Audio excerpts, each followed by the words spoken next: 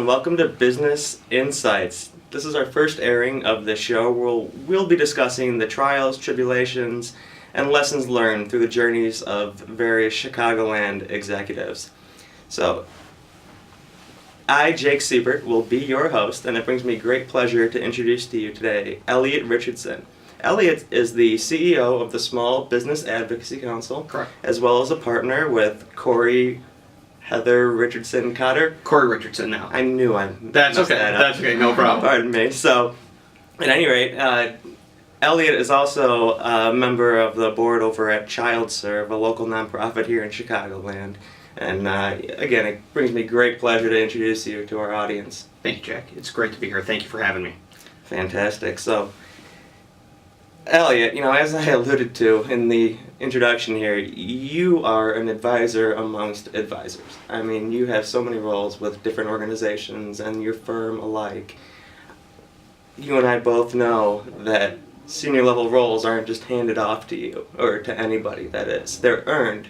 So, break down for me a little bit what your professional experience has been like, what the timeline was, and how you've come to be such an important role here in Chicagoland. That's very kind, Jake. My experience is I'm an attorney, so I started practicing law about 12 years ago. I built the firm, and then we started the SBAC after that. And really, I guess I've come into these different positions probably through hard work. That's really the only thing that I can put my finger on. There's a lot of really smart people in the world, and a lot of talented folks, and probably some more than me. And I just frankly, I'm very motivated and very driven, and it seemed to lead to some good things over time. Well, that's a pardon me. That's a great response, and. So would you say it's, I guess, a combined effort of, like you said, hard work and, opportunities presenting themselves, giving it your all? And I think you kind of have to make your own opportunities. Yeah. So hard work, definitely. When I started my first law firm, I was a associate at another firm. The firm dissolved. I had a couple choices. I could, go to a different firm, maybe go to a bigger firm. I had a lot of trial experience, and I decided at that time to start out on my own. So, you got to have the initiative to do that. When we started the SBAC, me and a couple other folks were just really upset at the political process and the lip service that went to small business and no action.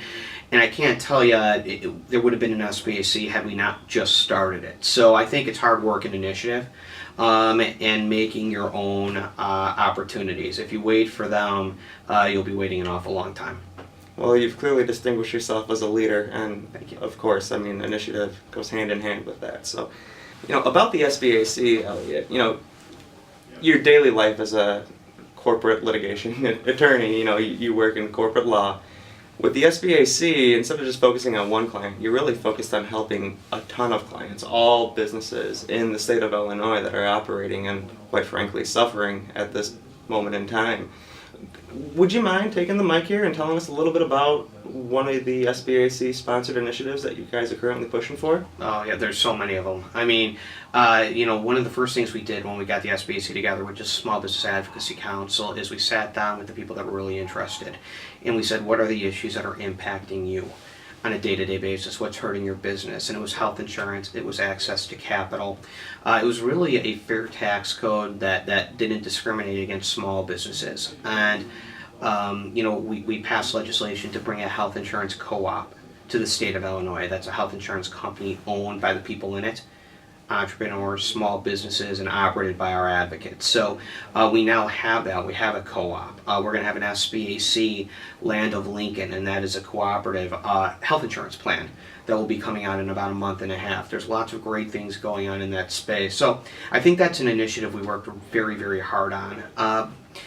Access to capital, credit cards. We co-branded a credit card with MB Financial that provides all the consumer protections that small business cards don't enjoy right now, which can really get you if you have to personally guarantee your business card. So, we attack things. We're trying to lower LLC fees. We've brought about 1,000 businesses together into this coalition, and a much larger group of folks, about 40,000 businesses, to support our legislative initiatives. So we've at any time have 3 or 4 things going on. We just got our bill back on intrastate crowdfunding.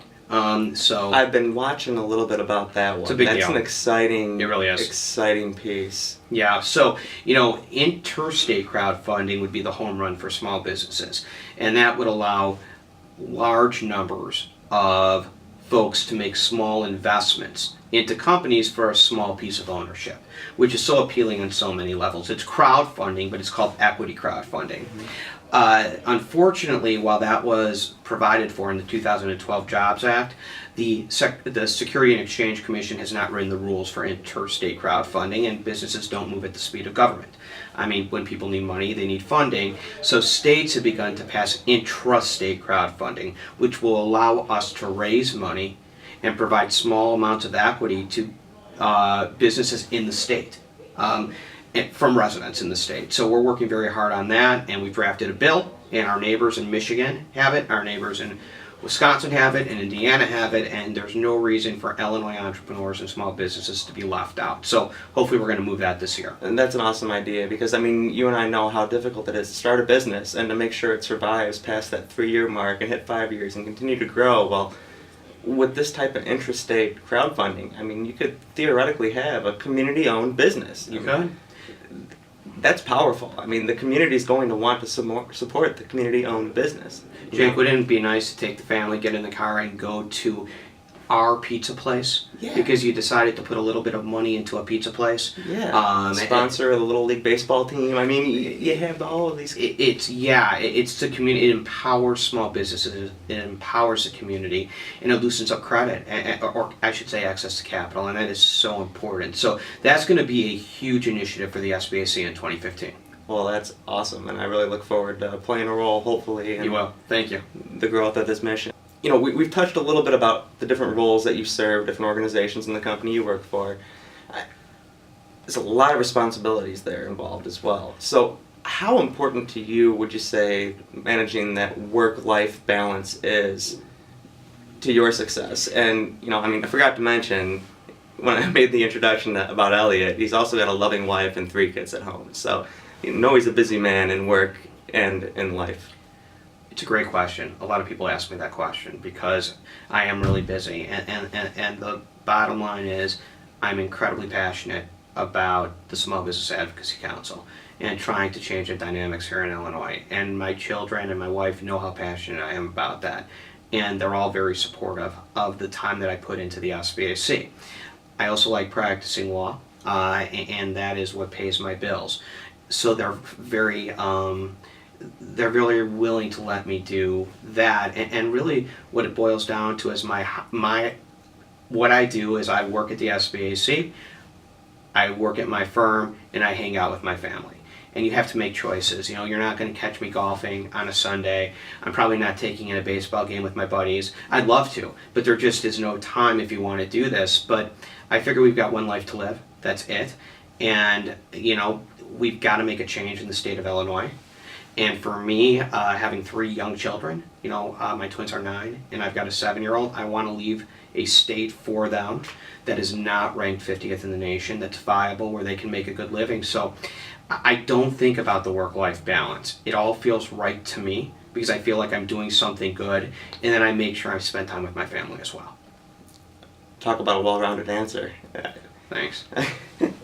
So I'd like to ask you a little bit about ChildServe. We didn't touch about what they advocate. Give us a breakdown. What is ChildServe? Who are they, and what are they pushing for? ChildServe is a 120-year-old organization that's a leader in social service in the state of Illinois. So, in essence, they empower and they provide guidance and help to at-risk children and their families. So, the first thing I did when I graduated from college, before I went to law school, is I was a group home counselor for juvenile delinquents in a group home. And these kids, they're the future. They're the future of the nation. And we've got to be able to teach them and empower them and give them the support structure they need to succeed. And that's what ChildServe does. So we run group homes, We have transitional living facilities. We're very, very big on foster care, trying to find the right foster parents for the right foster kids. And it's such important work right now. It really is. We've got a great board of directors. I'm the board chair, and essentially we're trying to help today's youth who have been born really with one hand tied behind their back. Loosen that grip, loosen it, loosen the rope, and get that other hand out so that they can be productive members of society. Well, I mean, that's a great mission to aspire to, so I wish you guys all the success with that mission. I know there's a gala coming up here. There is a gala November? coming up. Yeah, in November there's a wonderful gala coming up. We're going to have a guy who does Frank Sinatra. We're going to have a live auction. It's going to be fun. That's what I'm telling people. We used to do these sort of quote speakers that weren't all that exciting. No offense to any keynote speaker. I wasn't talking about you. But this is going to be a great time, and it is for a great cause. And as John Gottschall, our research development chair, always says, we're doing it for the kids. John's a great partner to have on that board as well. John's great, and things like you didn't ask me about this, but I'll say it anyways. The SBAC, Child Serve, all these different organizations, they're completely bipartisan, and they're completely about helping people. They're about empowerment. You can't expect, let's say Child Serve, you can't expect a kid who is born into poverty and doesn't have the proper education, the proper parenting, to compete in the free market unless you allow them to compete in the free market. And on the other side, we all believe in helping people. So these are organizations with appeal for everybody, and it's just a shame we don't spend more time focusing on them as opposed to a lot of divisive stuff that we're seeing around election time. Thank you for that commentary on that note. Honestly, Elliot, yeah, that's not a question that I asked, but it was a great spot for it. Good. We're almost coming to an end here, so I wanted just to ask you one last question here. What kind of advice would you give to a young professional with dreams of becoming the type of advisor that is reflected in your background? I appreciate that, I really do, and it's kind. I would say you got to find what you're passionate about, and I'm not just saying it, I mean it. Find what you're passionate about. You'll never have work-life balance if you're doing something you don't like, and you'll never wake up in the morning and want to go to work and want to do what it is that you do unless you're doing what you love. So that's my suggestion.